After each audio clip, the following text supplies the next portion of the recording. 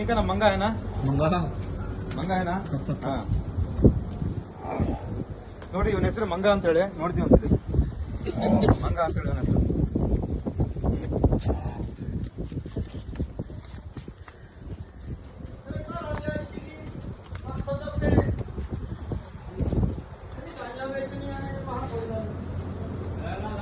मेरे को पकड़ो. ठंडी है भैया, अभी लेके आया। अच्छा. पीछे आ जाओ, पीछे इधर पीछे लग. तुम हाथ लगाओ पीछे, पूछ उठा के।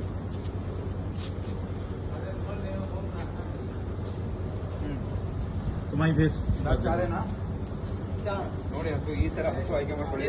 ಚಾಲೆಂಜ್ ಮಾಡಿ ಹೇಳ್ತೀನಿ, ಈ ತರ ಹಸು Pink ಬಂದವ್ರು nose. ಯಾವತ್ತೂ ಡೈರಿ ಫಾರ್ಮ್ ಆಗಲ್ಲ.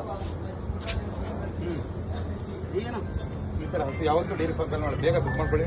ಯಾರಿಗೆ ಸಿಗತ್ತೆ ಅಂತ ಗೊತ್ತಿಲ್ಲ. ಬಂದು ಬಂದು